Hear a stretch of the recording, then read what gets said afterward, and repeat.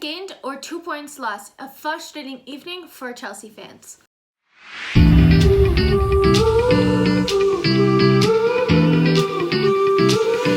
Hey guys, welcome back to another match review. This is Leeds 0, Chelsea 0. And honestly, I really felt that this game was going to be really open and could potentially have a lot of goals.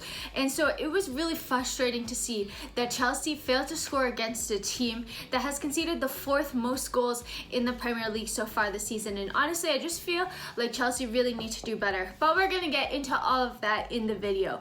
Before we get started, if you like my videos, please subscribe to my channel, turn on those bell notifications. Really means a lot to me. And don't forget to follow me on Twitter and Instagram as well. But now let's get into the review. I thought that the first 20, even 30 minutes of the game were extremely open. It was really end-to-end stuff, and it must have been so entertaining as a neutral fan watching this game, because it really was an entertaining game of football. Leeds were pressing Chelsea really well and very quickly, and Leeds man-to-man marking was really causing Chelsea some problems in order to string together some passes. So we saw attempts and potential goals at both ends of the pitch. Pulisic had a good pullback for Kai Havertz, who hit it straight at the keeper. On the other side of the pitch, we saw Edouard Mendy make an incredible save to deny Leeds a goal. It was just really end-to-end stuff, and I was thinking that Chelsea could surely take advantage of this and score a goal or two, because Chelsea really need to be winning these types of games. This is a game against a side that Chelsea definitely should be beating, especially since the top 4 race is so close. And I think that the frustrating part of this game was that we had the opportunity to close the gap between Leicester, between Manchester United. We could have gone third and closed in on Manchester United to just 1 point, but we didn't do that. So it's just really frustrating, I think. In this game, I also was hoping to see the legs of Mount, of Havertz, Ziyech, Pulisic get more into the match. I didn't feel like any of them had really incredible performances, and I think that just in general the attacking talent wasn't like combining very well. It's quite difficult when you're constantly changing the positions of the players who are playing and the attacking options as well, because I think it's important to try to gain chemistry with the players and to gain an understanding of runs that could be made and just chemistry in general. So I felt that that was off, but overall these are players that should be scoring goals, that they should be able to score against Leeds. So I really don't think that there's an excuse for that. So since I feel like there's really not all that much to dissect in this game, it was very open. Chelsea and Leeds both had a lot of opportunities. Chelsea failed to score and capitalize. Very frustrating game. I'm deciding to try something new and give player ratings, and you guys can let me know if you agree or disagree with my player rating. So starting off at goalkeeper, I gave Mendy a 9.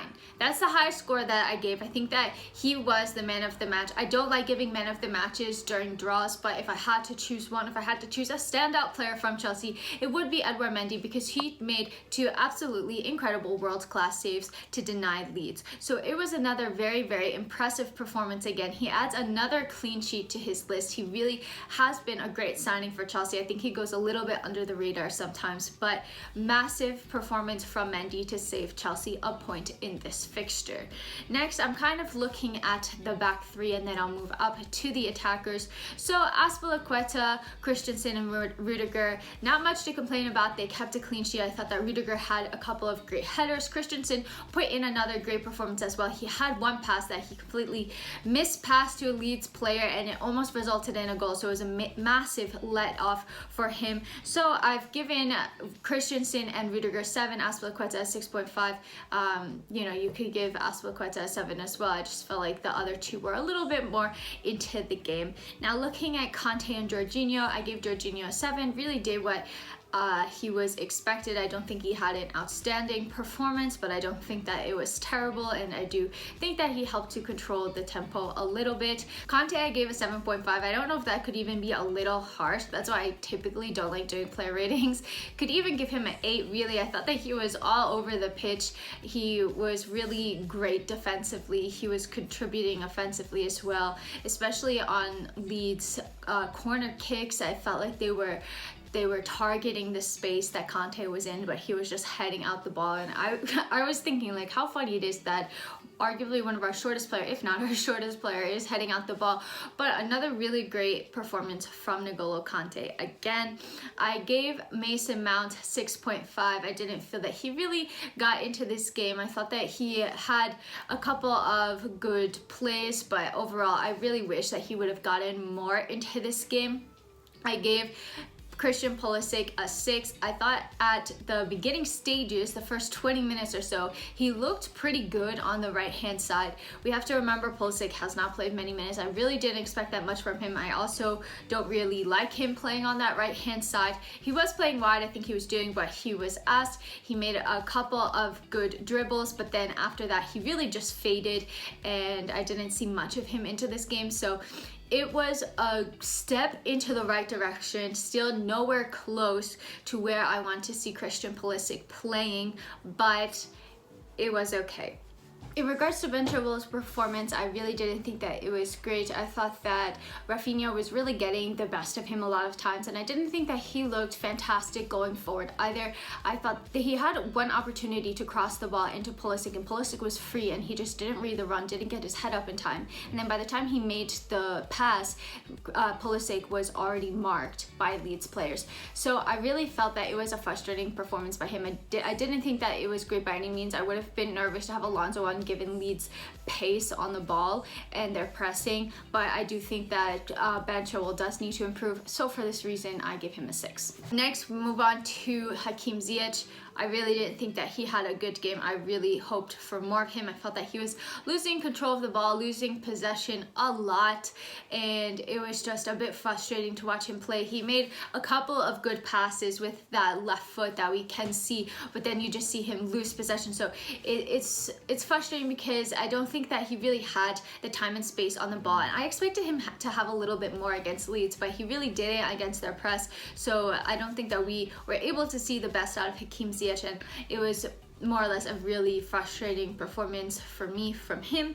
And I gave Havertz a 6.5 as well. Didn't think that he was amazing. I do like him in that false nine striker role. I think that he had a couple of good opportunities, could have had a goal or two as well, but again, I just wanted to see him get more into the game. So that's basically what I saw. Let me know if you guys agree or disagree and why. Always open to hearing. Maybe you guys saw something that I didn't see. So yeah, overall I think that it's a problem that Tuchel's going to need to sort quickly. We've seen that Chelsea's defense has gotten so much better since he's come in. They've kept, I think, 12 clean sheets in all competitions, so it really is a great defensive record under Tuchel, but we're just seeing that the amount of shots that Chelsea are taking are decreasing massively, and the goals just aren't coming in. It's hard to see where the goals are going to come from after spending so much money in the summer. I really don't think that that's acceptable for this Chelsea team of such a high caliber. The attack needs to get sorted and quickly. Chelsea have a couple of easier fixtures. I really don't think any game in the Premier League is easy, but then their last 4 games of the season are incredibly difficult. So Chelsea really need to start scoring goals and figuring out why they are not being as clinical as they should be in the final third, because the race for top 4 is so incredibly tight. The good news is that Manchester United and West Ham play each other tomorrow, so they both can't win. One of them has to drop points, at least one of them really. So that is slightly good news for Chelsea, but we should really be taking things into our own hands. So frustrating performance, something to put past us, learn from, and look forward to the massive game against Atletico Madrid on Wednesday. So hope you enjoyed this video as much as possible. If you liked it, please drop it a like, means a lot. Don't forget to subscribe to my channel. Follow me on Twitter and Instagram for more Chelsea news, updates, and football related things. And until next time, I'm out.